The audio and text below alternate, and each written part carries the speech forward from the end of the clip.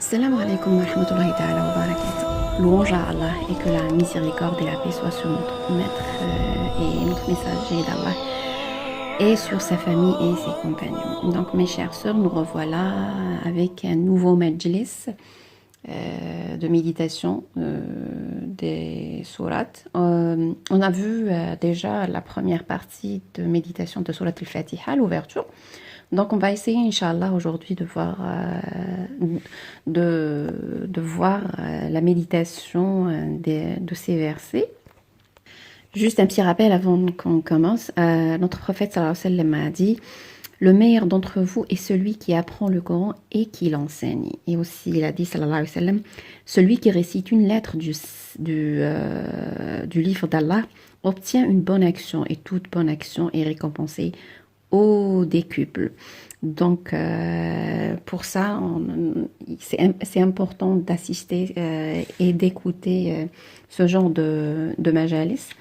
Donc, pour l'ouverture sur la Al-Fatiha, donc on a vu qu'elle tirait son nom du fait qu'elle se trouve au début du Coran. On a vu qu'elle avait plusieurs noms. Entre autres l'ouverture, la mère du livre, la guérisante, etc. Donc, Allah subhanahu wa ta'ala commence au nom d'Allah, Bismillahirrahmanirrahim, au nom d'Allah, ça veut dire je commence la lecture du Coran en demandant l'aide d'Allah subhanahu wa ta'ala.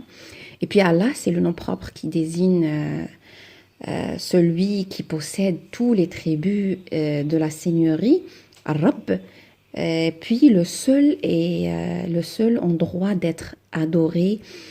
C'est le nom le plus distinctif d'Allah subhanahu wa ta'ala, mes chers. On peut donner ce nom-là à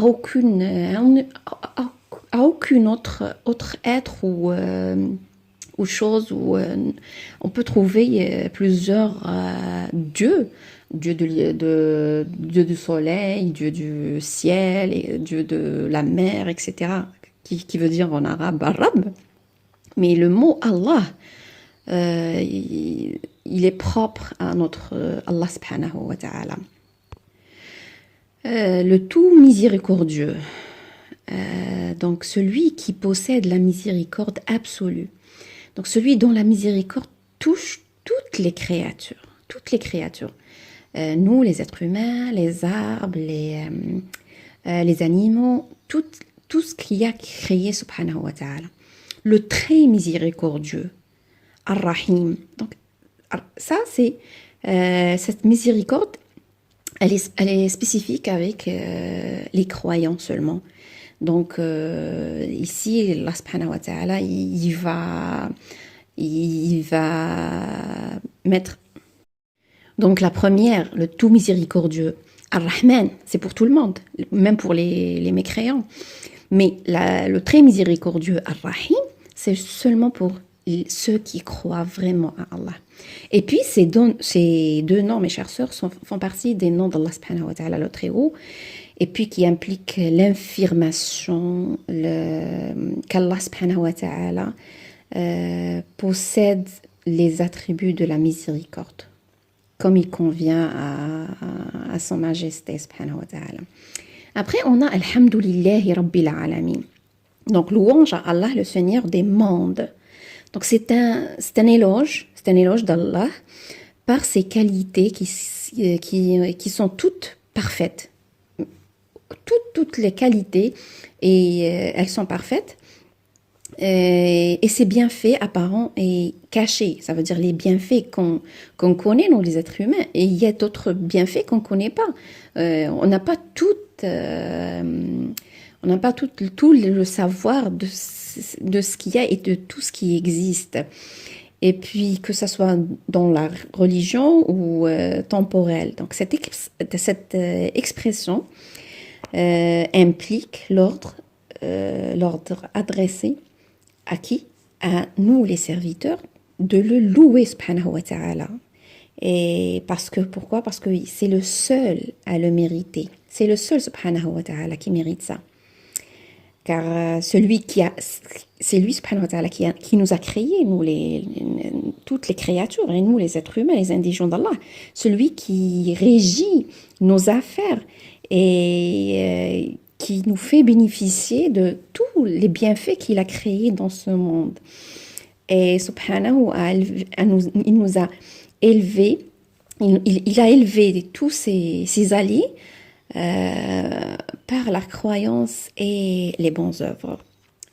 Donc après, il y a Ar-Rahman Ar-Rahim. Donc on revient sur les deux, subhanallah, le verset, il revient sur les deux noms d'Allah, propres à Allah subhanahu wa ta'ala, le très haut, le tout miséricordieux, le très miséricordieux. Donc, comme on a dit, le tout miséricordieux, celui dont la miséricorde touche toutes les créatures. Subhanallah, subhanallah,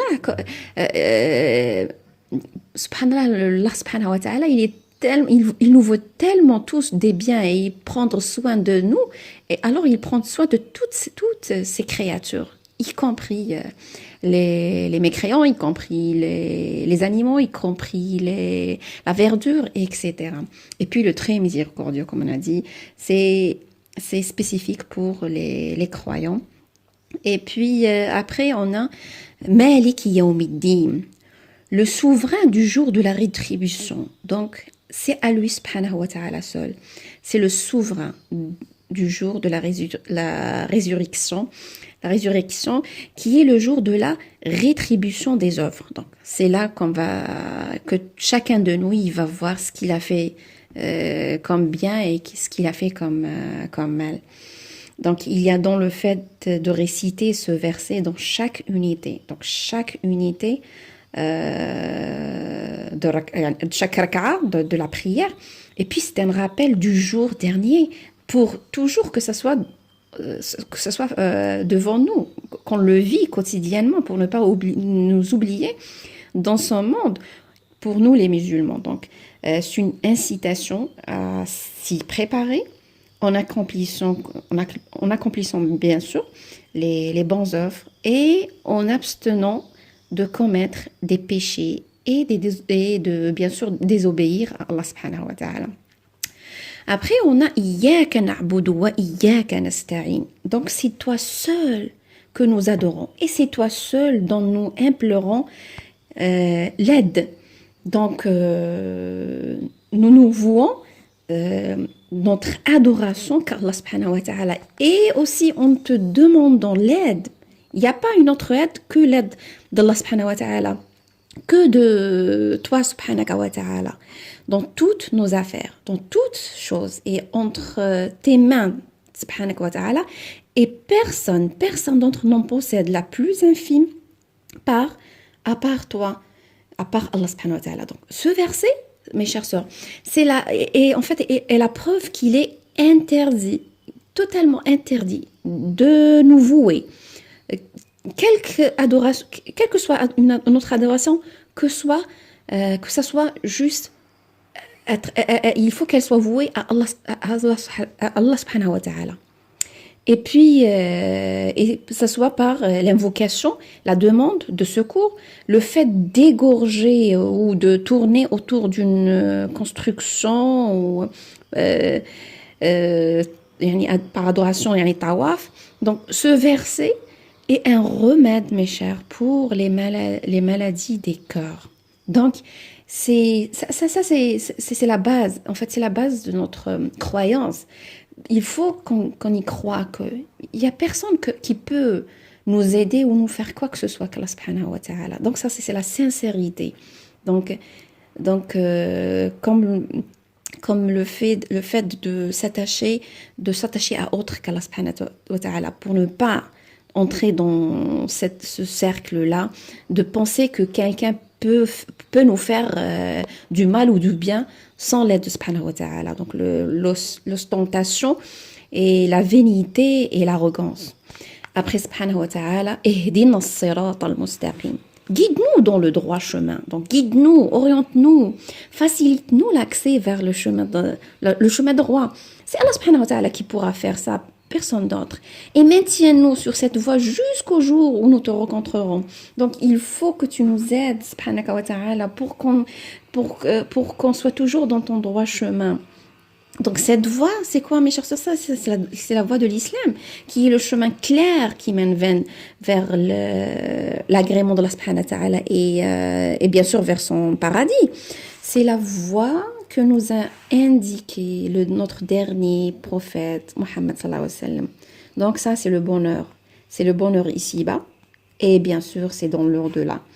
Et impossible, si ce n'est en se maintenant sur cette voie droite. Le bonheur, il peut pas y être, il peut pas y avoir en fait. Après, on a dit صراط الذين أنعمت عليهم غير المغضوب عليهم ولا الضالين.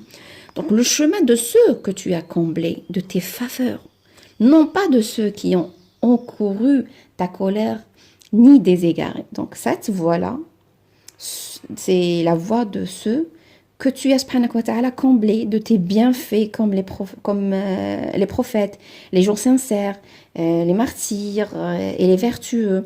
Donc, ce sont ces gens-là, les gens droits, les gens bien guidés. Donc, il faut que tu nous guides comme ce genre de gens-là. Mais nous ne les fais pas emprunter l'autre voie. Quelle est cette voie? C'est la voie de ceux qui ont encouru ta colère,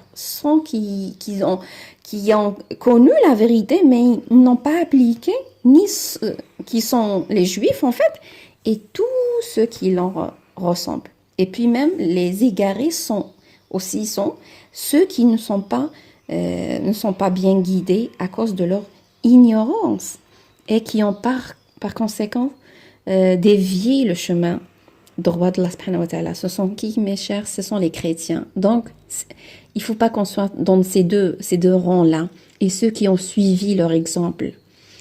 Il y a dans cette invocation, mes chers, comme un remède pour nos cœurs autant que musulmans. Contre quoi? Contre le mal du reniement de la foi ou de l'ignorance et puis de l'égarement. Et c'est important qu'on le répète et on le redit. Donc c'est pour ça qu'on dit cette sourate aussi dans notre prière, donc chaque raka'a. Donc c'est également aussi, c'est une preuve que le plus grand des bienfaits, en fait, c'est quoi? C'est l'islam, alhamdoulilah, qu'on est des musulmans. Donc sans conteste. En plus, une personne qui connaît la vérité et elle la suit, au plus, elle est proche du droit chemin. Donc, c'est ça. Et il n'y a aucun doute que les compagnons et l'envoyé de Allah subhanahu wa ta'ala, sallallahu alayhi wa sallam, on était les plus proches de cette voie-là, la voie droite de Allah subhanahu wa ta'ala, bien sûr après les prophètes. Que la paix soit sur eux. Et donc, ce verset montre donc le mérite et le rang élevé, l'importance de ce rang élevé. Donc, on peut ajouter quelque chose, c'est qu'il est recommandé de dire Amin après voir la sourate Fatiha à l'ouverture, ce qui fait Oh Allah, exauce-moi, ça veut dire voilà, exauce-moi. Mais bien sûr, ça c'est dans la prière. Et puis voilà, pour aujourd'hui, on a vu l'exégèse de Surat al-Fatiha. Et puis, il y aura, Inch'Allah, une troisième partie pour méditer verset après verset, Inch'Allah. هذا أستغفر الله لي ولكم الحمد لله رب العالمين والصلاة والسلام على أشرف المرسلين.